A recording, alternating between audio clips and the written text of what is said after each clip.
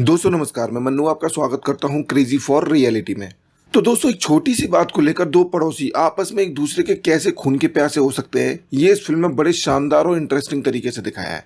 Film की शुरुआत होती है जब एक आईटी प्रोफेशनल ईश्वर और उसकी प्रेग्नेंट वाइफ अतिका शहर में अपने लिए रेंट पर घर ढूंढ रहे होते हैं। अतिका एक कॉलेज में असिस्टेंट प्रोफेसर है, फिलहाल मैटरनिटी लीव पर है। उन्हें एक घर पसंद आता है जो फर्स्ट फ्लोर पर है और वो वहां पर शिफ्ट हो जाते हैं। एक दिन अतिका के कहने पर वो दोनों उसी मकान के ग्राउंड फ्लोर पर रहने वाली फैमिली से मिलने जाते हैं। पता चलता है कि वहां पर एक ईमानदार सरकारी अधिकारी इलम परूथी जो पंचायत ऑफिस में काम करते हैं, अपनी वाइफ परिति और बेटी अपर्णा के साथ रहते हैं। परिति हाउसवाइफ है और अपर्णा इंजीनियरिंग कर रही है। इलम परूथी पुराने जमाने का कंजूस आदमी है जो आधुनिकता से दूर है और इसीलिए वो अपनी पत्नी और बेटी की इच्छाओं को इग्नोर करता है। और एक तरफ ईश्वर है जो अपनी वाइफ अतिका के लिए कुछ भी करने को तैयार है। इलम परूथी अपनी बेटी की शादी के लिए एक एक पैसा जोड़कर रखता है। समाज में इज्जत है क्योंकि वो ईमानदार है। दोनों परिवारों की बातचीत से पता चलता है कि ईश्वर और अतिका ने भागकर शादी की है और ईश्वर का ऑफिस पास में होने की वजह से यहाँ घर रेंट पर लिया है। थोड़ी देर बाद दोनों वापस अपने घर जाकर सामान सेट करने में लग जाते हैं। अगली सुबह जब ईश्वर ऑफिस के लिए निकलता है तो इलम परूथी मिल जाता है जो अपनी बाइक पर ऑफिस जा रहा होता है। ईश्वर से पूछता है कि तुम्हारे पास टू व्हीलर नहीं है क्या? तब पता चलता है कि उसे जरूरत नहीं है क्योंकि उसे ऑफिस की कैब पिक और ड्रॉप करने आती है और वो वहां से चला जाता है। तब हम देखते हैं इलम परूथी के साले को जो अपने जीजा से टॉयलेट बनवाने का कॉन्ट्रैक्ट दिलवाने की जुगाड़ लगाने को कहता है, लेकिन जीजा उसकी बातों को इग्नोर कर देता है क्योंकि वो एक ईमानदार आदमी है। कुछ दिनों तक दोनों पड़ोसियों का आपस में हंसी खुशी के साथ अच्छा चलता रहता है, लेकिन एक दिन जब ईश्वर को अपनी वाइफ को हॉस्पिटल लेके जाना होता है तब उसे कैब नहीं मिलती। तब वो मजबूरी में ऑटो लेता है, लेकिन उसे डर लगता है क्योंकि ऑटो बहुत हिल रहा होता है। डॉक्टर का कहना है कि सिर्फ 2 महीने बचे हैं, उन्हें बहुत केयरफुल रहना होगा। इसलिए ईश्वर एक कार फाइनेंस करा लेता है ताकि हॉस्पिटल आने जाने में कोई प्रॉब्लम ना हो। शाम को जब ईश्वर नई कार से घर आता है तो ये देखकर इलम परूथी शॉक्ड हो जाता है। अभी तक वो पार्किंग स्पेस अच्छे से यूज कर रहा होता है, लेकिन कार के आने के बाद उसे अपनी बाइक साइड में लगाना पड़ती है। इस वजह से उसका मूड थोड़ा खराब सा हो जाता है। अगली सुबह जब इलम परूथी ऑफिस के लिए निकलता है तो आसपास के लोग उसे नई कार के लिए बधाइयां और इज्जत देने लगते हैं, लेकिन जब एक प्रेस वाला सबको बताता है कि ये कार उनके नए पड़ोसी की है, उनकी नहीं है, तब सबका बिहेवियर थोड़ा बदल जाता है और इलम परूथी को इंसल्ट सी फील होती है। ऊपर से उसकी बाइक भी काफी किक मारने के बाद स्टार्ट होती है। शाम को जब इलम परूथी घर वापस आता है तो उसे बाइक को अंदर करने में प्रॉब्लम होती है। फोन करके वो ईश्वर को बुलाता है और कार को ठीक से पार्क करवाता है, जिसके बाद उसकी बाइक अंदर जा पाती है। अब दोस्तों अगले दिन सुबह एक लड़का आता है जिसे ईश्वर ने कार को वॉश करने के लिए काम पर रखा है। उस लड़के से इलम परूथी की बहस हो जाती है। शाम को वापस आते समय इलम परूथी की बाइक से ईश्वर की कार को एक स्क्रैच लग जाता है, जिसका उस समय उसे पता भी नहीं चलता। जब अगली सुबह कार वॉश करने वाला लड़का इस स्क्रैच के बारे में ईश्वर को बताता है तो वो नीचे आकर इलम परूथी को पूछता है कि कहीं उसकी वजह से तो ये नहीं हुआ, लेकिन इलम परूथी को पता ही नहीं था। वो मना कर देता है, लेकिन जब ईश्वर बाइक पर लगे कार के पेंट को देखता है तो उससे ये साबित हो जाता है कि ये बाइक से ही लगा है, जिसके लिए इलम परूथी बोलता है कि गलती से लग गया होगा, उसे तो पता भी नहीं था, और वो पैसे भरने की बात करता है। लेकिन ईश्वर के रूड बिहेवियर से इलम परूथी को बुरा लग जाता है। ऑफिस में पहुंचकर ईश्वर इसी बारे में सोचता रहता है और उसे फील होता है कि उसे ऐसा नहीं करना चाहिए था। इसलिए वो शाम को टेरेस पर इलम परूथी से माफी मांगता है और दोनों दारू पीने लगते हैं। अब दोनों की सोच एक दूसरे से अलग थी, इसीलिए बातों बातों में उनके बीच झगड़ा हो जाता है। इलम परूथी नीचे अपने घर में आ जाता है तो उसकी वाइफ उससे एक नए मिक्सर की डिमांड करती है क्योंकि पुराना वाला खराब हो गया है, लेकिन कंजूस इलम परूथी उसी मिक्सर को ठीक करवाने की बात करता है, जिससे उसकी वाइफ ईश्वर का एग्जाम्पल देकर कहती है कि वो अपनी बीवी का कितना ख्याल रखता है, और अपनी वाइफ से ईश्वर की तारीफ सुनकर इलम परूथी गुस्से में उस मिक्सर को फेंक देता है। अगली सुबह जब इलम परूथी ऑफिस के लिए जाता है तो उसे अपनी बाइक निकालने के लिए स्पेस नहीं मिलता। कार वॉश करने वाले लड़के से बोलता है तो वो इग्नोर कर देता है।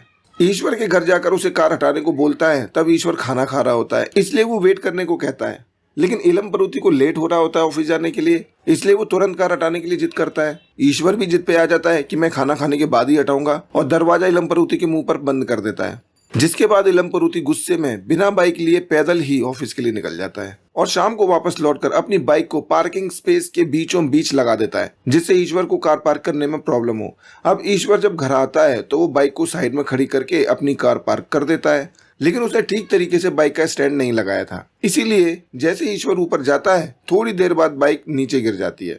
सुबह जब इलम परूथी अपनी बाइक को नीचे गिरा देखता है तो गुस्से में ईश्वर को बुलाकर नीचे लेकर आता है और अपनी बाइक दिखाता है। ईश्वर का कहना है कि उसने बाइक नहीं गिराई। दोनों में इस बात को लेकर बहुत झगड़ा होता है और इलम परूथी लैंडलॉर्ड को बुलाकर ईश्वर की पार्किंग की कंप्लेन करता है।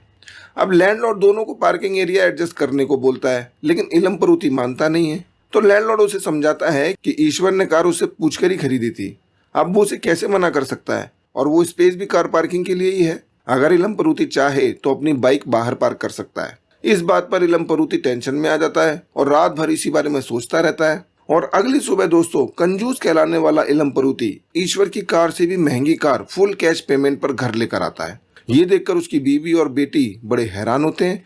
वाइफ उस पर बिल्कुल सही गुस्सा करती है, क्योंकि जब उसने मिक्सर के लिए बोला तो मना कर दिया और अब अपने ईगो के लिए इतनी महंगी कार ले आया। शाम को जब ईश्वर अपनी कार लेकर आता है तो देखता है कि वहां पर ऑलरेडी इलम परूथी की नई कार पार्कड है, इसलिए वो अपनी कार को बाहर ही पार्क कर देता है। नई कार की वजह से इलम परूथी को आसपास के लोग इज्जत और बधाइयां दे रहे थे। ईश्वर के ऑफिस के दोस्त उसे बताते हैं कि कार को बाहर पार्क करना कितना रिस्की है, इसलिए एक दिन ईश्वर इलम परूथी के वापस आने से पहले ही ऑफिस से जल्दी आकर अपनी कार पार्क कर देता है, जिससे जब रात को इलम परूथी आता है तो उसे जगह नहीं मिलती और उसे कार बाहर ही पार्क करनी पड़ती है। वो ईश्वर की चाल समझ जाता है, इसलिए अगले दिन वो अपने ऑफिस से जल्दी आकर कार को पहले पार्क कर देता है और ईश्वर को कार बाहर पार्क करनी पड़ती है। कुछ दिनों तक ये चूहे बिल्ली का खेल चलता रहता है। दोनों अपने अपने ऑफिस से जल्दी भागते रहते हैं ताकि अपनी अपनी कार को पहले पार्क कर सकें। खैर, एक दिन सुबह जब ईश्वर की कार पार्किंग में होती है तब इलम परूथी बाहर रखी अपनी कार में बैठा होता है और वेट करता है कि कब ईश्वर कार लेकर ऑफिस जाए और वो वहां पर अपनी कार को पार्क कर दे। लेकिन ईश्वर उस दिन कार लेकर जाता ही नहीं, वो कैब करके ऑफिस जाता है, जिससे इलम परूथी की कार बाहर ही पार्क रहती है। पार्किंग ना छिन जाए इस डर से ईश्वर ने कार को ले जाना ही बंद कर दिया था, जिससे इलम परूथी परेशान रहने लगा था। फिर वो आइडिया सोचता है और घर की मोटर खराब कर देता है, जिसे रिपेयर कराने के लिए ईश्वर को अपनी कार हटानी पड़ती है।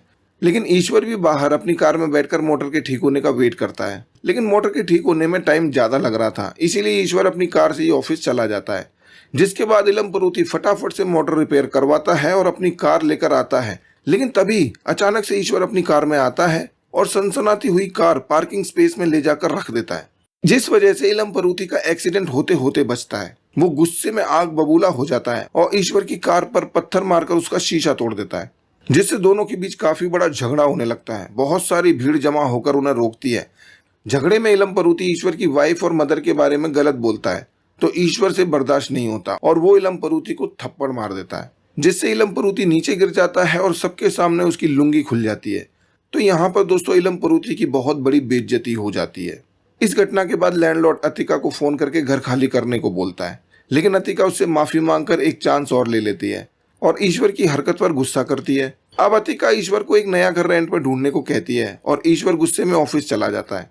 ऑफिस में भी ईश्वर का बॉस उस पर गुस्सा कर रहा होता है, क्योंकि पिछले दिनों में उसने काफी सारी लीव्स ले रखी थी और मीटिंग भी मिस कर दी होती है।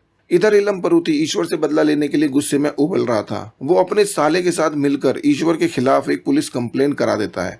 जब ईश्वर शाम को घर आता है तो शांत होकर वाइफ से सॉरी बोलता है और नया घर ढूंढने के लिए रेडी भी हो जाता है। लेकिन तभी अचानक से पुलिस वाले आते हैं और ईश्वर को उठाकर थाने ले जाते हैं और वहां हमें पता चलता है कि इलम परूथी और उसके साले ने ईश्वर के खिलाफ एक झूठी कंप्लेंट कराई है, जिसमें ईश्वर पर यह इल्जाम होता है कि उसने अपर्णा पर रेप की कोशिश की है, जिसके लिए अपर्णा भी हाँ कर देती है, क्योंकि उसे उसके बाप और मामा ने इमोशनली ब्लैकमेल किया होता है कि अगर वो ऐसा नहीं करेगी तो वो अपनी जान दे देंगे। जबकि वो जानती थी कि ईश्वर एक शरीफ इंसान है, लेकिन जब अपर्णा ने एक्सेप्ट कर लिया तो उसके बाद पुलिस वाले ईश्वर की नहीं सुनते और उसे अंदर कर देते हैं। जब वो लोग घर आते हैं तब अपर्णा की माँ उसे अपने बाप की बातों में आकर किसी को झूठे केस में फंसाने के लिए काफी गुस्सा करती है। अपर्णा को भी अपनी गलती का एहसास होता है। इधर अतिका ईश्वर के दोस्त और उसकी वाइफ के साथ थाने जाती है, लेकिन उसको प्रेग्नेंट देखकर पुलिस वाला उसे सलाह देता है कि वो इलम परूथी से माफी मांगे, जिससे वो केस वापस ले ले।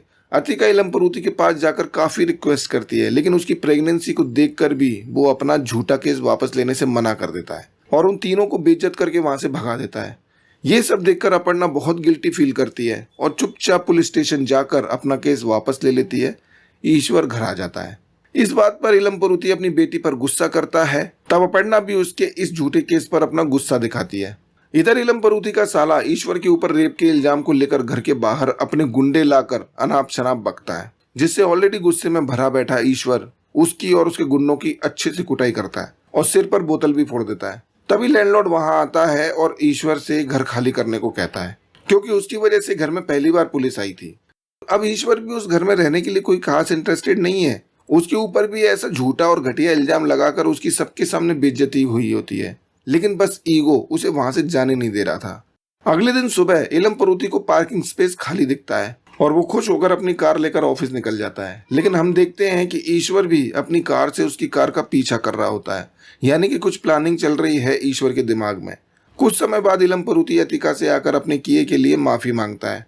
उसे भी लग रहा था कि उसे अपनी बेटी का इस्तेमाल नहीं करना चाहिए था, और मामले को शांत करने के लिए वो उसे कहीं और शिफ्ट होने की सलाह देता है। दूसरे दिन इलम परूथी के ऑफिस में ईश्वर पहुंच जाता है। शायद वो इसी के लिए पीछा कर रहा होता था, लेकिन उसके आने का कोई मतलब इलम परूथी को समझ नहीं आता। दोनों के बीच थोड़ी सी बहस होती है और ईश्वर वहां से चला जाता है। इलम परूथी सोच में पड़ जाता है कि आखिर ये आया किस लिए था।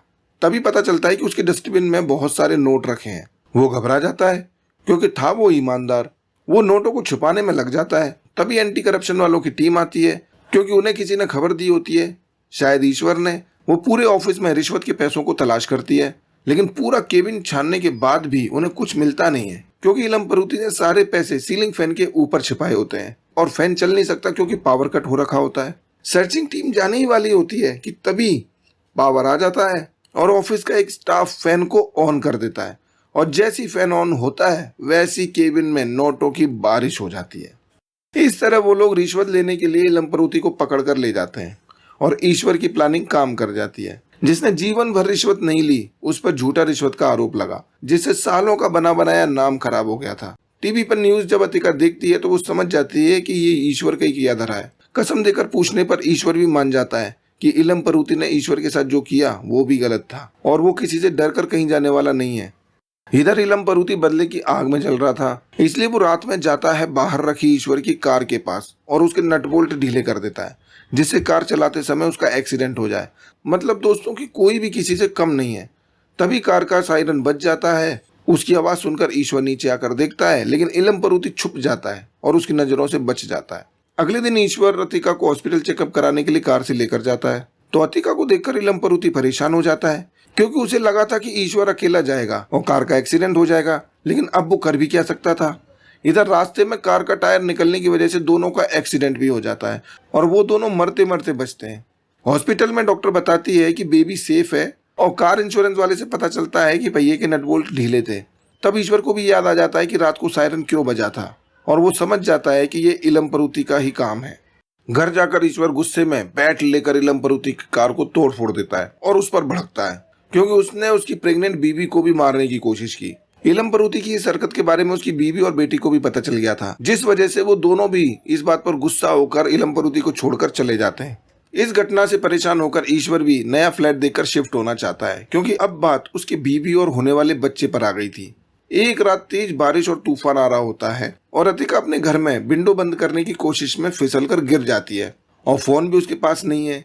इधर ईश्वर भी घर आता है, लेकिन वो अतिका के पास न जाकर इलम परूथी के पास जाता है, ये बताने के लिए कि वो अब घर खाली करके जाने वाला है। दोनों के बीच कहासुनी हो जाती है और इलम परूथी कांच की बोतल से ईश्वर के सिर में मार देता है, जिससे ईश्वर वहीं बेहोश होकर गिर जाता है। इधर तब तक अतिका फोन तक पहुंच जाती है और ईश्वर को कॉल करके प्रॉब्लम बताती है और आने को कहती है, लेकिन ईश्वर तो बेहोश पड़ा है। और फोन रिसीव करता है इलम परूथी। थोड़ी देर सोचने के बाद वो ऊपर जाता है। हमें लगता है कि वो अतिका की मदद करेगा, लेकिन वो बिना मदद किए ही वापस आ जाता है। बहुत दुष्ट आदमी है। वापस आकर देखता है तो उसे बेहोश पड़ा हुआ ईश्वर अपनी जगह पर दिखाई नहीं देता। पता चलता है कि ईश्वर को होश आ चुका था और इलम परूथी को मारने के लिए उस पर खून सवार था। वो इलम परूथी को बुरी तरह पीटता है, जिससे वो बेहोश हो जाता है, और फिर डोर विंडोज बंद करके एलपीजी गैस ऑन कर देता है और माइक्रोवेव में टाइमर लगाकर उसका मोबाइल रख देता है, जिससे थोड़ी देर बाद माइक्रोवेव में धमाका हो और पूरे घर में आग लग जाए और इलम परूथी जलकर मर जाए। बाहर आके डोर लॉक करता है और चाबी को भी फेंक देता है। और जब ईश्वर ऊपर जाके अपने घर में देखता है तो वहां अतिका मिलती नहीं और काफी सारा खून बिखरा होता है। वो डर जाता है कि कहाँ गई। वो अतिका के नंबर पर कॉल करता है तो हॉस्पिटल में कोई फोन उठाता है और उसे वहां से पता चलता है कि उसकी वाइफ को बच्चा हुआ है और वो दोनों सेफ हैं। तब फ्लैशबैक में हमें दिखाया जाता है कि अतिका को इलम परूथी ही हॉस्पिटल लेकर गया था। ईश्वर को ये जानकर खुद पर गुस्सा आता है कि उसने कितना गलत कर दिया, लेकिन वो इलम परूथी को कैसे बचाए। डोर की चाबी तो उसने फेंक दी है। उसे ढूंढने की कोशिश करता है, लेकिन वो मिलती नहीं। थोड़ी देर में ही ब्लास्ट होने वाला होता है, क्योंकि टाइमर सेट कर रखा था। तभी वो जाता है और घर की मेन पावर एमसीबी डाउन कर देता है, जिस वजह से इलम परूथी की जान बच जाती है। अब दोस्तों ईश्वर हॉस्पिटल में अपनी बीवी बच्चे के पास जाता है और इलम परूथी भी उसी हॉस्पिटल में एडमिट है। उससे वो सॉरी बोलता है और दोनों को ये एहसास होता है कि उन दोनों ने कैसे एक छोटी सी बात को हैंडल ना करके इतना बड़ा इशू बना दिया। और दोस्तों हम लास्ट में देखते हैं कि दोनों ने वो घर खाली कर दिया है और लैंडलॉर्ड ने नए टेनेंट के लिए पहली कंडीशन ये रखी है कि उसके पास कार नहीं होनी चाहिए। तो दोस्तों आपको फिल्म की कहानी कैसी लगी? अपनी राय कमेंट बॉक्स में जरूर लिखिए। वीडियो पसंद आया हो तो लाइक कीजिए, शेयर कीजिए और देखते रहिए क्रेजी फॉर रियलिटी।